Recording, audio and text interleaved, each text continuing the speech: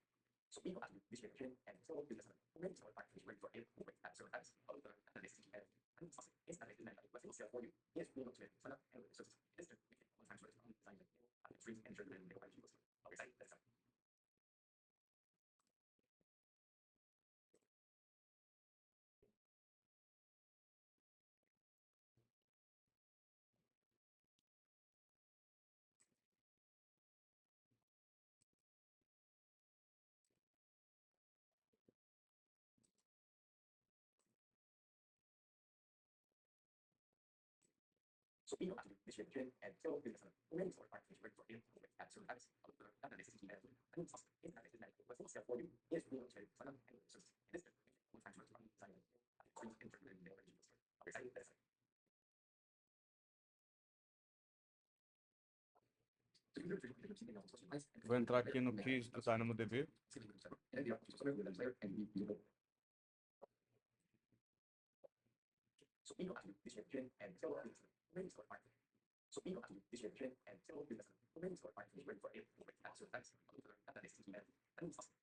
DynamoDB é um banco de dados serverless.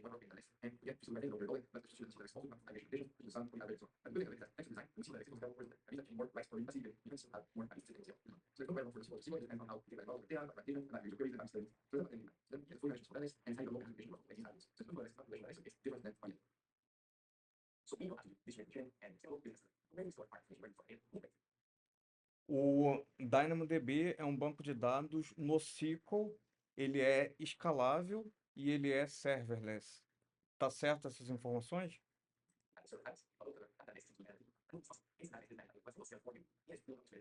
Sim, essas informações estão corretas. O Amazon DynamoDB é um banco de dados NoSQL.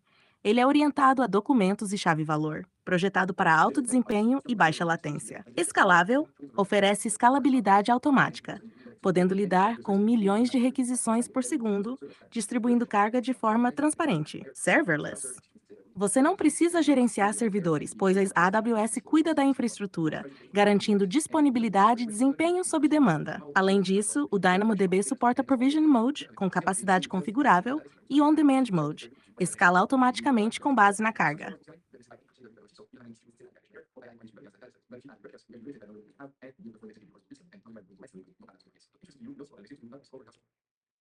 Para escalar, nós podemos utilizar os read réplicas, que são réplicas de somente leitura, que nós podemos espalhar por diferentes locais e nós podemos ter diferentes microserviços lendo através dos read réplicas, com várias réplicas, para poder escalar o banco de dados.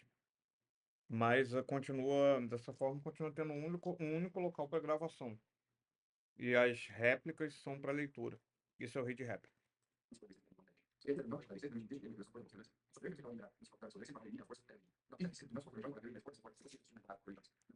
No Amazon DynamoDB, essa ideia de RAID réplicas não se aplica exatamente da mesma forma que em bancos de dados relacionais. O DynamoDB utiliza um modelo diferente para escalabilidade e replicação.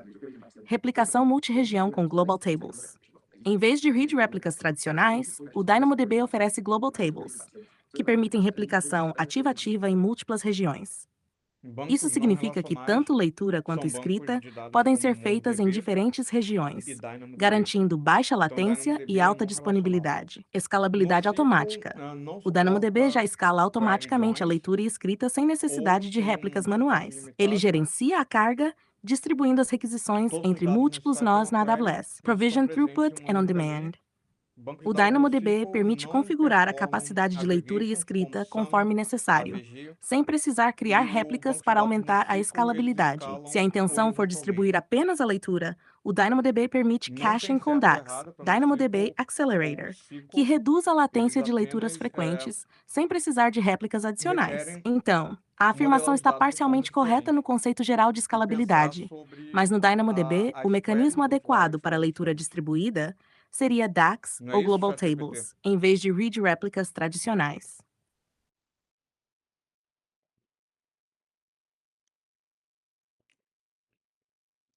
Hoje ele está meio devagar. Deve ser porque eu rodei a videoaula É, no fundo e se ele quiser, pegou o áudio, podemos ir está direto ao tentando ponto entender sem o tanta áudio da explicação videoaula. detalhada. Quer tentar outra pergunta ou continuar nessa linha? Vou continuar aqui, sem GPT. Tá muito Beleza, devagar. manda a Vou colocar próxima que aqui no seguimos fundo. direto no assunto.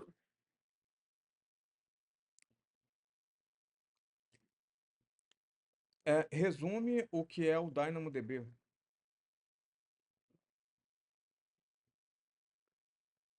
O Amazon DynamoDB é um banco de dados nano-serverless e altamente escalável oferecido pela AWS. Ele é orientado a chave-valor e documentos. Projetado para aplicações de alta performance com baixa latência. Principais características: acessibilidade automática, suporta milhões de requisições por segundo, sem servidor serverless, gerencia a infraestrutura. Global Tables, replicação multirregião para leitura e escrita distribuída. DAX DynamoDB. Cache para leituras ultra rápidas. Billing flexível, modo provisionado ou sob demanda. Ideal para aplicações web, mobile IoT, jogos e workloads com alto volume de dados.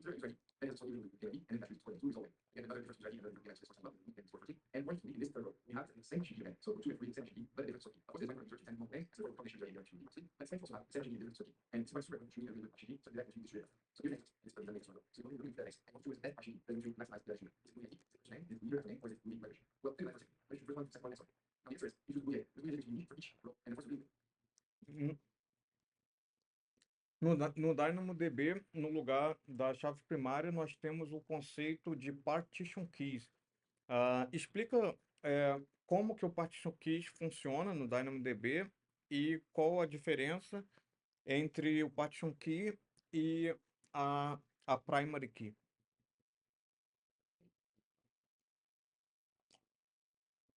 No DynamoDB, o partition key é um conceito essencial para determinar como os dados são distribuídos e armazenados nos servidores da AWS. Ele faz parte da primary key, mas a forma como é usado pode variar. Como o partition key funciona? O partition chave de partição é um identificador único usado para distribuir os dados entre diferentes partições no DynamoDB. Ele é rachado internamente para determinar em qual partição física o item será armazenado. Todos os itens com o mesmo partition key serão armazenados na mesma partição, facilitando buscas rápidas. Diferença entre partition key e primary key. No DynamoDB, a primary key pode ser definida de duas formas. 1. Partition key, chave simples. A primary key é composta apenas pelo partition key. Exemplo: user IDs e invites tracings, todos os valores devem ser únicos na tabela. Útil quando cada item pode ser identificado unicamente por um único valor. 2. Partition key plus sort key, chave composta. A primary key é composta por um partition key e um sort key. Exemplo: IDTI e o 406, NES. O partition key define a partição, e dentro dessa partição, os itens são ordenados pelo sort key. Permite armazenar múltiplos itens com o mesmo partition key, desde que tenham sort keys diferentes. Resumo: o partition key determina onde os dados são armazenados dentro do DynamoDB. A primary key pode ser composta apenas pelo partition key, chave simples, ou por partition key mais sort key, chave composta, permitindo um esquema de organização mais avançado. Isso ajuda na performance, garantindo que os dados sejam distribuídos corretamente e acessados de forma eficiente. Então, resumindo, o Dynamo, ele é serverless, ele é totalmente gerenciado pela AWS, ele é NoSQL, ele é muito bom em Sim, escalabilidade. o DynamoDB é totalmente gerenciado pela AWS e é multi-tenant e distribuído. Resumo rápido: totalmente gerenciado. A AWS cuida de escalabilidade, replicação, segurança e manutenção. Distribuído, partitioned, massively scalable. Os dados são armazenados e distribuídos automaticamente entre múltiplos servidores. Multi-tenant, shared infrastructure. Ele usa uma infraestrutura compartilhada e escalável para atender múltiplos clientes ao mesmo tempo. Isso garante alta disponibilidade, baixa latência e escala sob demanda, sem precisar gerenciar servidores ou infraestrutura.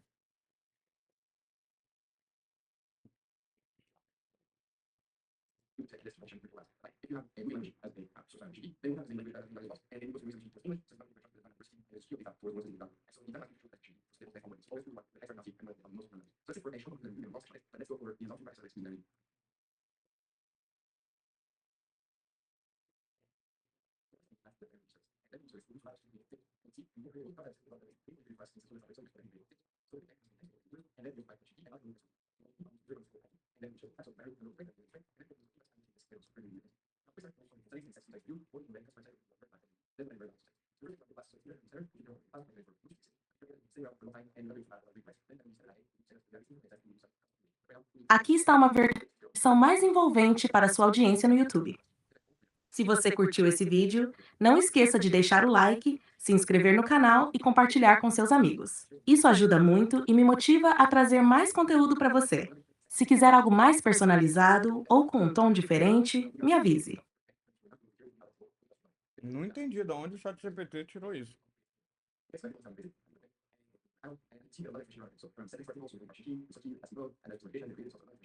Parece que você pediu uma tradução ou adaptação para uma chamada de ação no YouTube.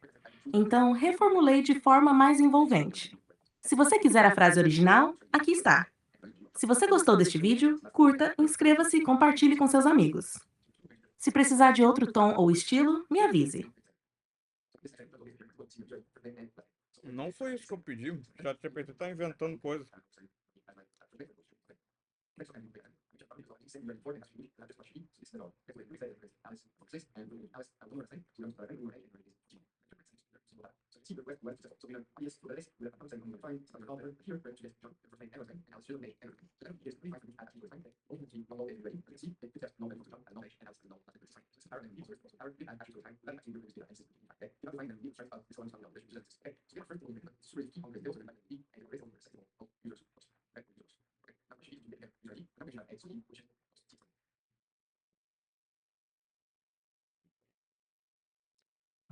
You have provisioned a DynamoDB table with the 10 RCU and 10 WCUs. Aqui Uh, está uma adaptação fluida para o português. Esta transcrição foi possível em parte graças a um subsídio do Center for Genomic Research Inc. Obrigado por assistir. Caso queira um tom mais formal ou diferente, me avise. eu vou fazer uma pergunta aqui que é uma questão, então, por favor, me ajuda a responder essa questão de um teste da forma mais adequada. You have provisioned a DynamoDB table with 10 RCU and 10 WCU. A month later, you want to increase the RCU to handle more read traffic. What should you do? Three options. First, increase RCU and keep WCU the same. Second, you need to increase both RCU and WCU. Third, increase RCU and decrease WCU. What's the correct answer?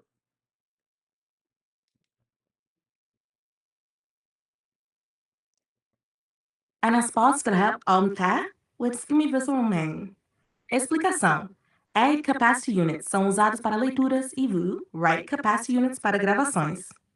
Como o problema menciona que você quer aumentar o EVCU para lidar com mais tráfego de leitura, não há necessidade de alterar o WCU, pois ele só afeta operações de escrita. Diminuir o WCU pode ser arriscado, pois pode impactar a capacidade de gravação da tabela.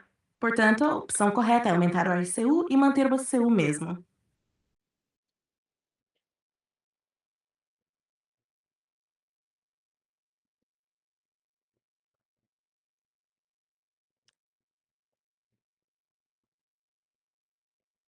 You have an e-commerce website where you are using DynamoDB as your database. You are about to enter the Christmas sale and you have a few items which are very popular and you expect that they will be read often. Unfortunately, last year, due to the huge traffic you had, the provisional throughput exceeded exception. What would you do to prevent this error from happening again? These options that we have here is first, increase the RCU to very high value. Second, create a DAX cluster. And third, migrate the database away from DynamoDB for the time of the sale. Uh, responde, por favor, com a melhor questão e explica o motivo da resposta.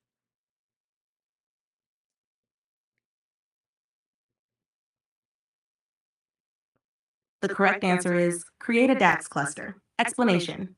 DAX, DynamoDB Accelerator, is an in-memory cache for DynamoDB that significantly improves read performance for frequently accessed items, reducing the need for additional RCUs.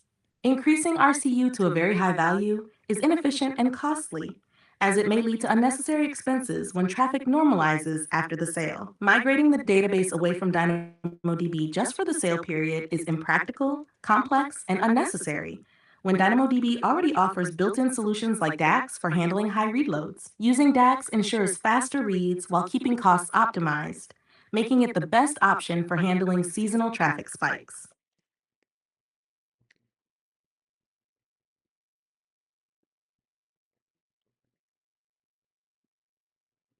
Ok, certa resposta.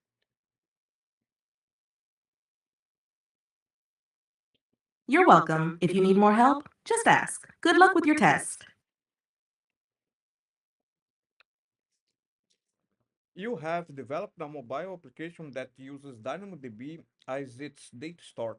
You want to automate sending welcome email to new users after they sign up. What is the most efficient way to active this? First, chat a Lambda function to run every minute using CloudWatch event, scan the entire table looking for the new user. Second, enable SNS and DynamoDB integration. And third, enable DynamoDB streams and configure it to invoke a Lambda function to send emails.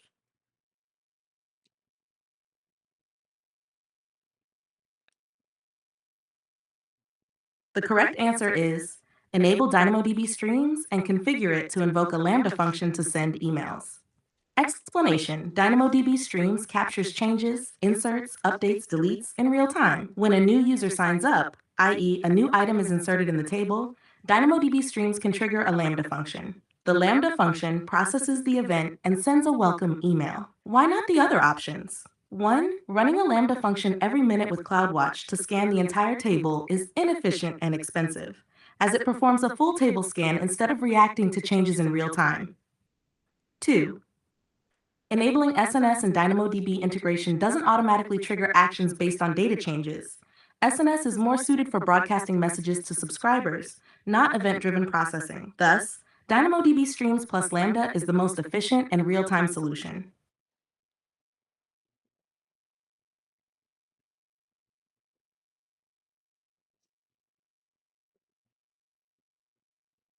Tô aproveitando também para praticar inglês também. Por isso que eu tô lendo aqui em voz alta as questões, ao invés de simplesmente copiar e colar. Fazendo isso lendo em inglês ou até em português, isso melhora a minha comunicação em inglês. Por exemplo, questão 5. Você está rodando uma aplicação em produção que utiliza o DynamoDB como o Data Store e você está experimentando um uso levemente sustentado. Nós precisamos fazer a aplicação rodar em modo de desenvolvimento também. E ele tem que experimentar, ele pode experimentar um volume imprevisível de requisições. Qual a solução com melhor eficiência de custo que você recomenda? A primeira opção, usar a Provisioned Capacity Mode com auto-scaling habilitado tanto para desenvolvimento quanto para produção. Usar a Provisioned Capacity Mode com auto-scaling habilitado para produção e usar On-Demand Capacity Mode para development. Ou a terceira opção, usar Provisioned Capacity Mode with Autoscale Enable para development e usar On-Demand Capacity Mode para production.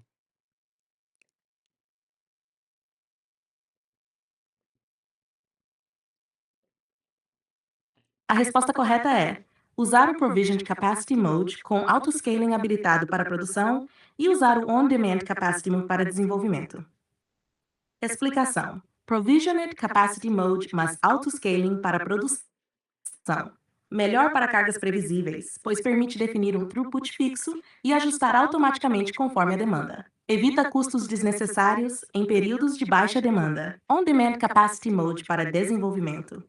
Ideal para cargas imprevisíveis, pois ajusta dinamicamente a capacidade com base no uso real, sem necessidade de provisionamento antecipado. Evita pagar por capacidade ociosa quando não há tráfego, porque as outras opções não são ideais. 1. Provisioned Capacity Mode com autoscaling para ambos os ambientes. Pode gerar custos desnecessários no ambiente de desenvolvimento, já que ele pode passar longos períodos sem tráfego. 2. On-Demand Capacity Mode para produção, mais caro para cargas sustentadas, pois cobra por cada operação de leitura e escrita sem otimização de custos a longo prazo. Portanto, Provisioned Mode com autoscaling para produção e On-Demand Mode para desenvolvimento oferecem a melhor relação custo-benefício. Qual o tamanho máximo de um item em uma tabela DynamoDB? O tamanho máximo de um item em uma tabela do Amazon DynamoDB é 400 KB. Detalhes importantes. Esse limite inclui a chave primária, atributos e metadados. Se um item ultrapassar 400 kilobytes, ele precisa ser fragmentado em múltiplos itens ou armazenado em um serviço externo, como o Amazon S3, e apenas uma referência ao objeto ser mantida no DynamoDB. Se precisar armazenar dados maiores, é comum usar DynamoDB para metadados e S3 para grandes blobs de dados.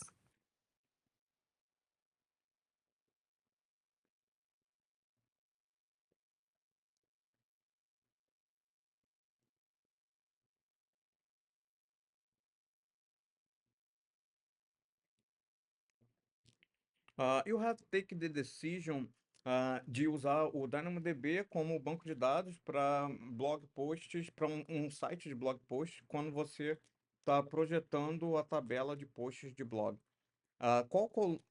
Quais das colunas você deveria usar como partition key para melhor distribuição e, ao mesmo tempo, dá para você uma ótima performance quando selecionar todos os posts para um bloco específico? As opções que eu tenho aqui, first, author ID, second, blog content, third, blog ID, and fourth, blog date. Eu acho que o blog ID. Ah, mas me fala, qual é a resposta certa?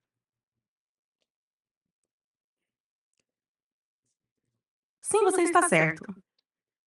A melhor opção para o Partition Key nesse caso é Blog ID. Explicação.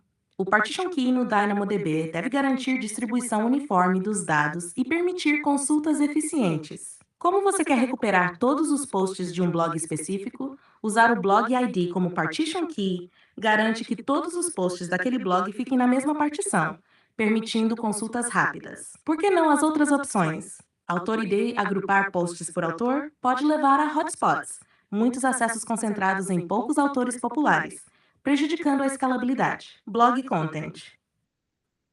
O conteúdo do blog não é um bom partition key porque não é previsível e pode ser muito grande. Blog Date. Já Usar entendi, a pode data parar. como partition key pode gerar partições desbalanceadas, pois alguns dias podem ter mais postagens que outros, criando gargalos. Melhor estratégia: Blog ID como partition key, Post Date como sort key, para ordenar posts por data dentro de um blog. Isso permite buscar todos os posts de um blog de forma eficiente e ordenada.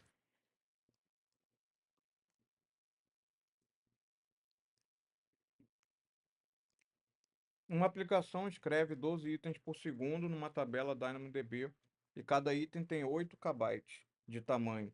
Qual a WCU eu deveria escolher e por quê?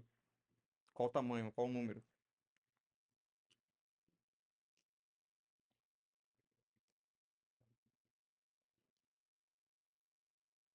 Cálculo da WCSU necessária. Cada Write Capacity Unit no DynamoDB suporta 1 kg por gravação atômica. Se o item for maior que 1 carat, a operação consome múltiplos WCUs proporcionalmente ao tamanho do item.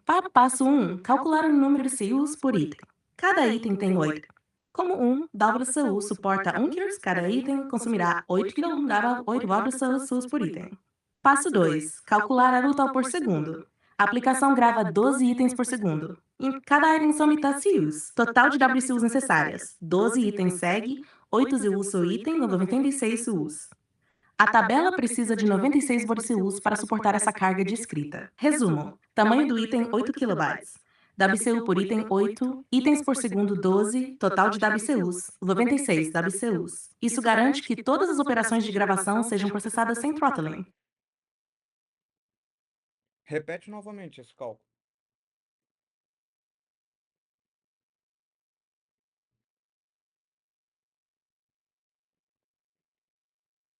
Está até escrito aqui. Claro, vamos refazer o cálculo de forma clara e direta. Passo 1. Calcular quantos WCUs são necessários por item. Cada Write Capacity Unit suporta 1 kg de escrita atômica no DynamoDB. Cada item tem 8 VEM. Como um WCU cobre apenas 1 kg, um item de 8 KB precisará de 8 WCUs. Calcular 8 WCUs por item. Passo 2. Calcular a WCU total necessária. A aplicação grava 12 itens por segundo. Cada item consome 8 CUs. O total de WCUs por segundo será... Cálculo, items test, WFOSS, WCUs. Resposta final. Para suportar essa carga de escrita, você deve provisionar VTCCUs. Isso garante que todas as operações de gravação sejam processadas sem falhas ou throttling.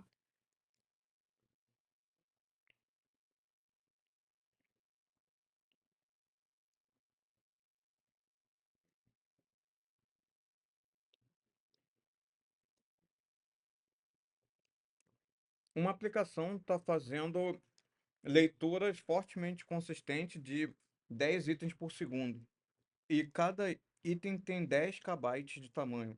Qual RCU você deveria escolher?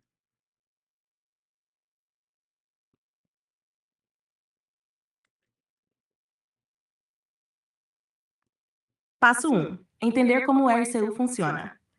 Cada Read Capacity Unit Dumbbell suporta leitura fortemente consistente, 4 gats por segundo, leitura eventual consistente, 8 kilobits por segundo, metade do consumo de uma leitura fortemente consistente. Como a aplicação está fazendo leituras fortemente consistentes, cada RCU cobre apenas 4 kg por leitura, e você passa o usar no RCUs para item tem 10 kilobits. Como um RCU suporta apenas 4 kW, um item de 10 kilobytes precisa de 10 kg de 4 RCUs por item. Como o DynamoDB arredonda para cima, cada item consumirá 3 RCUs. Passo 3. Calcular a RCU total necessária. A aplicação faz 10 leituras por segundo.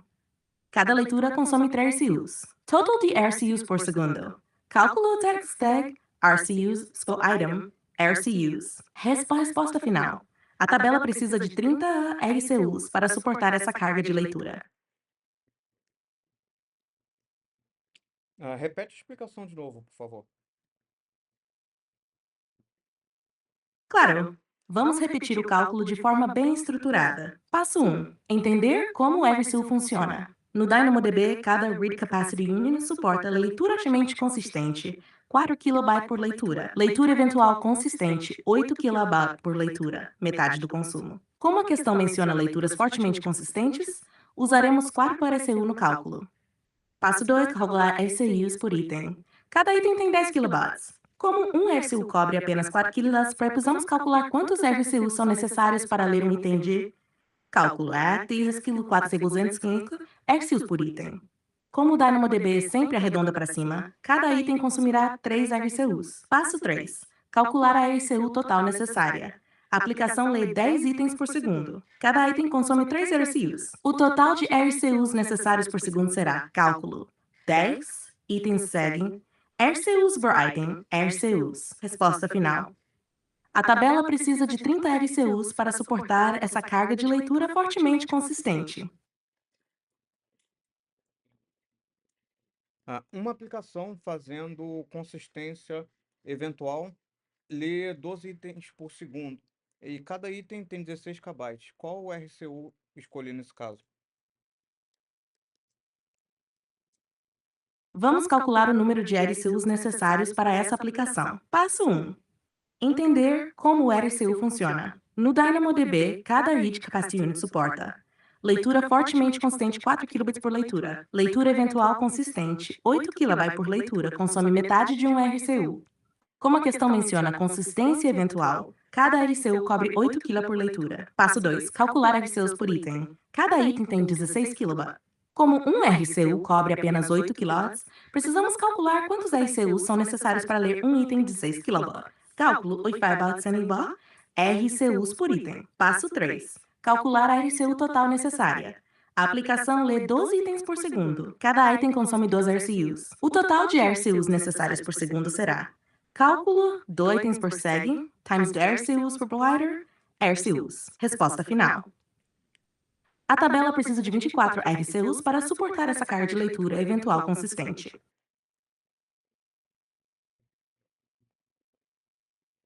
Explica novamente como que você chegou nesse número. Claro, vamos refazer o cálculo de forma bem explicada e detalhada. Passo 1. Entender como o RCU funciona. No DynamoDB, cada Read Capacity Unit R suporta leitura fortemente consistente, 4 kg por leitura. Leitura eventual consistente, 8 KB por leitura. Consome metade de um RCU. Como a questão menciona leituras com consistência eventual, usaremos 8 KB por RCU no cálculo. Passo 2. Calcular quantos RCUs são necessários por item. Cada item tem 16 kilobytes. Como o RCU cobre apenas 8 kilobytes, precisamos calcular quantos arrays são necessários para ler em 16 kilobytes. Calcule. Você fez 8 kilobytes igual a 2 promises por item. Isso significa que cada item consumirá 2 RCUs. Passo 3. Calcular a RCU total necessária. Agora, calculamos o total de RCUs para atender todas as leituras da aplicação. A aplicação lê 12 itens por segundo. Cada item consome 2 RCUs. O total de Rs necessários por segundo será: cálculo 12 bandwidth item segue, Rs uso a item igual a 24. Resposta final. A tabela precisa de 24 RCUs para suportar essa carga de leitura eventual consistente.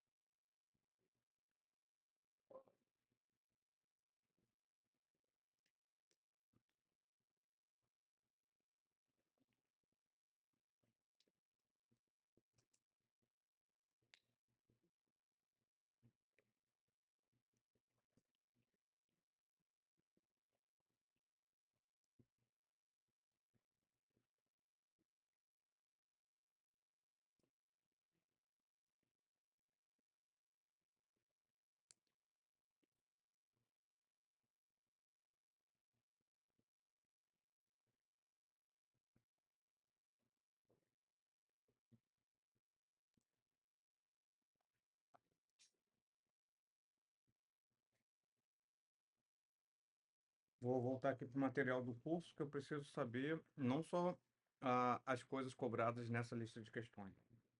Tem que saber também o conteúdo da teoria.